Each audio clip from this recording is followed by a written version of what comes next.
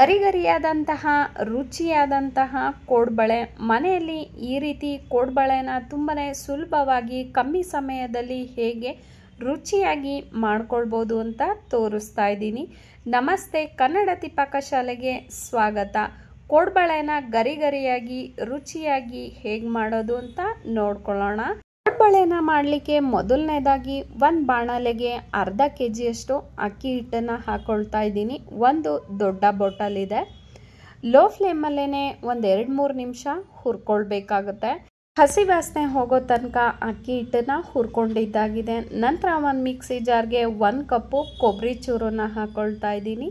ಒಂದು 10-12 ಒಣಮೆಣಸಿನ್ಕಾಯಿ, ಜೊತೆಗೆ ಒಂದು 1/4 ಕಪ್ಪು ಕಡಲೆನ ಹಾಕೊಳ್ತಾ ಇದ್ದೀನಿ. 1 ಸ್ಪೂನು ಜೀರಿಗೆ, 2-3 ಗರಿ ಕರಿಬೇವನ್ನು ಕೂಡ ಹಾಕೊಳ್ತಾ ಇದ್ದೀನಿ. 1 ಗೆಡ್ಡೆ ಬೆಳ್ಳುಳ್ಳಿ ಹೆಸರನ್ನ ಬಿಡಿಸಿ ಹಾಕೊಂಡಿದ್ದೀನಿ. ಇದನ್ನು ತರಿಯಾಗಿ ಪುಡಿನ ಮಾಡ್ಕೊಳ್ಬೇಕಾಗುತ್ತೆ. ಬೆಳ್ಳುಳ್ಳಿನ ಇಷ್ಟ ಆದರೆ ಹಾಕ್ಕೊಳ್ಬೋದು, ಇಲ್ಲ ಹಾಗೇನೂ ಕೂಡ ಮಾಡ್ಕೊಳ್ಬೋದು.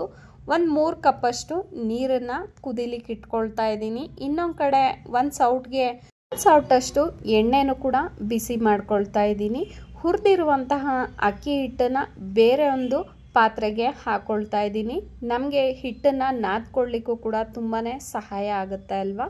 ನಂತರ ಇದಕ್ಕೆ ಪುಡಿ ಮಾಡ್ಕೊಂಡಿರುವಂತಹ ಮಸಾಲೆನೂ ಕೂಡ ಹಾಕ್ಕೊಳ್ಳೋಣ. ಈ ಪುಡಿನ ಎಷ್ಟು ತರಿಯಾಗಿ ಪುಡಿ ಮಾಡ್ಕೊಳ್ತೀವೋ ಅಷ್ಟೇ ಕೋಡ್ಬಳೆ ತುಂಬಾ ರುಚಿಯಾಗಿರುತ್ತೆ. ರುಚಿಗೆ ತಕ್ಕಷ್ಟು ಉಪ್ಪನ್ನು ಕೂಡ ಸೇರಿಸ್ಕೊಂಡು ಅಕ್ಕಿ ಹಿಟ್ಟು ಮಸಾಲೆ ಚೆನ್ನಾಗಿ ಹೊಂದ್ಕೊಳ್ಳೋ ರೀತಿ ಈ ರೀತಿಯಾಗಿ ಕೈ ಆಡ್ಕೊಳ್ಬೇಕಾಗತ್ತೆ. ಒಂದು ಸಹ ಗಂಟಿಲ್ದಂಗೆ ಅಕ್ಕಿ ಹಿಟ್ಟು ಮಸಾಲೆನ ಮಿಕ್ಸ್ ಮಾಡ್ಕೊಂಡಿದ್ದಾಗಿದೆ. ನಂತರ ಇದಕ್ಕೆ ಕಾಯಿಸಿರುವಂತಹ ಎಣ್ಣೆನ ಹಾಕ್ಕೊಳ್ತಾ ಇದ್ದೀನಿ. ಎಣ್ಣೆನ ಈ ರೀತಿ ತುಂಬ ಚೆನ್ನಾಗಿ ಕಾಯಿಸಿ ಹಾಕೊಳ್ಳೋದ್ರಿಂದ ಕೋಡ್ಬಳೆ ತುಂಬಾ ಗರಿಗರಿಯಾಗುತ್ತೆ. ಅಕ್ಕಿ ಹಿಟ್ಟು ಮಸಾಲೆ ಎಣ್ಣೆ ತುಂಬ ಚೆನ್ನಾಗಿ ಹೊಂದ್ಕೊಳ್ಳೋ ರೀತಿ ಕೈಯಿಂದಲೇ ಈ ರೀತಿ ಚೆನ್ನಾಗಿ ಒಂದ್ಸರಿ ಕೈ ಆಡ್ಕೊಂಡ್ಬಿಡೋಣ. ಈ ರೀತಿ ಉಂಡೆ ಬರೋ ತನಕ ಕೈ ಆಡ್ಕೊಂಡ ನಂತರ ಕುದಿಸ್ಕೊಂಡಿರುವಂತಹ ನೀರನ್ನು ಕೂಡ ಸೇರಿಸ್ಕೊಳ್ತಾ ಇದ್ದೀನಿ. ಒಂದೇ ಸರಿ ನೀರನ್ನು ಹಾಕೊಳ್ಳೋದು ಬೇಡ. ಒಂದು ಅರ್ಧದಷ್ಟು ಅಂದರೆ 1-2 ಕಪ್ಪಷ್ಟು ನೀರನ್ನು ಹಾಕ್ಕೊಂಡು ಒಂದು ಸರಿ ಚೆನ್ನಾಗಿ ಕೈ ಆಡ್ಕೊಳ್ತಾ ಇದ್ದೀನಿ. ಮತ್ತೆ ಏನಾದರೂ ಬೇಕು ಅನಿಸಿದ್ರೆ ನೀರನ್ನು ಹಾಕ್ಕೊಳ್ಳೋಣ. ಚೆನ್ನಾಗಿ ಕೈ ಆಡ್ಕೊಂಡ ನಂತರ ಹಿಟ್ಟನ್ನು ಕೈಯಿಂದಲೇ ಚೆನ್ನಾಗಿ ನಾದ್ಕೊಳ್ಬೇಕಾಗತ್ತೆ. ನಾನು ಇನ್ನೊಂದು ಪಾತ್ರೆಯಲ್ಲಿ ನೀರನ್ನು ತಗೊಂಡಿದ್ದೀನಿ. ನೀರು ಕೈನ ಮಾಡಿಕೊಂಡು ಹಿಟ್ಟನ್ನು ಮೃದುವಾಗಿ ನಾದ್ಕೊಳ್ಬೇಕಾಗತ್ತೆ. ನೀರು ಕೈಯನ್ನು ಮಾಡಿಕೊಂಡು ಹಿಟ್ಟನ್ನು ನಾದ್ಕೊಳ್ಳೋದ್ರಿಂದ ಅಕ್ಕಿ ಹಿಟ್ಟು ಒಣಗೋದಿಲ್ಲ. ಅಕ್ಕಿ ಹಿಟ್ಟಿಗೆ ಸ್ವಲ್ಪ ನೀರಿನ ಅಂಶ ಜಾಸ್ತಿನೇ ಬೇಕಾಗುತ್ತೆ. ನೀರು ಕೈನ ಮಾಡಿಕೊಂಡು ಹಿಟ್ಟನ್ನು ನಾದ್ಕೊಳ್ತಾ ಇದ್ದರೆ ತುಂಬಾ ಮೃದುವಾಗಿ ಕೋಡ್ಬಳೆ ಹಿಟ್ಟು ಈ ರೀತಿ ತಯಾರಾಗುತ್ತೆ.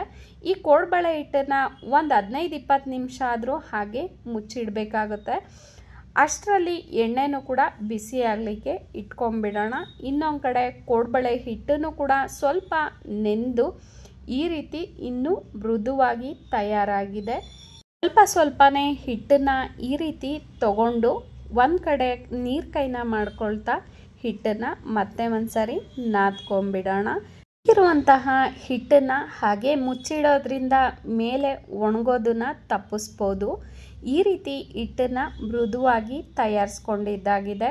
ಇನ್ನೇನು ಕೋಡ್ಬಳೆನ ಹೊಸ್ಕೊಂಡ್ಬಿಡೋಣ. ತುಂಬಾ ದಪ್ಪದಾಗೂ ಕೂಡ ಹೊಸ್ಕೊಳ್ಳೋದು ಬೇಡ, ಇಲ್ಲ ತುಂಬಾ ಸಣ್ಣದಾಗೂ ಕೂಡ ಹೊಸ್ಕೊಳ್ಳೋದು ಬೇಡ. ನಮ್ಮ ಕಿರುಬೆರಳಿನ ತುದಿಯಷ್ಟು ದಪ್ಪ ಇದ್ದರೆ ಸಾಕಾಗುತ್ತೆ. ಕೋಡ್ಬಳೆನ ಹೊಸ್ಕೊಂಡಿದ್ದಾಗಿದೆ. ನಾನು ಇದೇ ರೀತಿ ಎಲ್ಲ ಕೋಡ್ಬಳೆನೂ ಕೂಡ ಹೊಸ್ಕೊಳ್ತಾ ಇದ್ದೀನಿ. ನಿಮಗೆ ಇನ್ನೂ ಸ್ವಲ್ಪ ಅಗಲ ಬೇಕು ಅಂದರೆ ಅಗಲನೂ ಕೂಡ ಹೊಸ್ಕೊಳ್ಬೋದು. ನಾನು ಒಂದು ಮೀಡಿಯಮ್ ಸೈಜ್ಗೆ ಹೊಸ್ಕೊಳ್ತಾ ಇದ್ದೀನಿ. ನಾವು ಚಿಕ್ಕವರಿದ್ದಾಗ ಮನೆಯಲ್ಲಿ ಕೋಡ್ಬಳೆನ ಮಾಡ್ತಾಯಿದ್ರೆ ಅಥವಾ ಚಕ್ಲಿನ ಮಾಡ್ತಾಯಿದ್ರೆ ನಾವು ಕೂಡ ಹೊಸಿತೀವಿ ಅಂತ ಕೂತ್ಕೊಳ್ತಾ ಇದ್ವಿ. ನಮಗೂ ಕೂಡ ಒಂದೊಂದು ತಟ್ಟೆನ ಉಲ್ಟಾ ಮಾಡಿ ಕೊಡ್ತಾಯಿದ್ರು ಕೋಡ್ಬಳೆನ ಹೊಸ್ಕೊಡ್ಲಿಕ್ಕೆ. ಕೋಡ್ಬಳೆನ ಹೊಸ್ಕೊಂಡಿದ್ದಾಗಿದೆ. ಇನ್ನೊಂದು ಕಡೆ ಎಣ್ಣೆನೂ ಕೂಡ ತುಂಬ ಚೆನ್ನಾಗಿ ಬಿಸಿಯಾಗಿದೆ. ನಿಧಾನವಾಗಿ ಕೋಡ್ಬಳೆನ ಎಣ್ಣೆಗೆ ಹಾಕ್ಕೊಳ್ಳೋಣ. ಮೀಡಿಯಮ್ ಫ್ಲೇಮಲ್ಲೇ ಕೋಡ್ಬಳೆನ ಕರ್ಕೊಳ್ಬೇಕಾಗುತ್ತೆ. ಲೋ ಫ್ಲೇಮ್ನ ಮಾಡಿಕೊಂಡ್ರೆ ಕೋಡ್ಬಳೆ ಎಣ್ಣೆನ ಕುಡಿಯುತ್ತೆ. ಹೈ ಫ್ಲೇಮ್ನ ಮಾಡಿಕೊಂಡ್ರೆ ಮೇಲೆ ಗರ್ಗರಿಯಾಗಿರುತ್ತೆ, ಒಳಗಡೆ ಹಸಿಯಾಗೇ ಇರುತ್ತೆ. ಕೋಡ್ಬಳೆನ ಈ ರೀತಿ ಕೆಂಪುಗೆ ಬೇಯಿಸ್ಕೊಂಡಿದ್ದಾಗಿದೆ.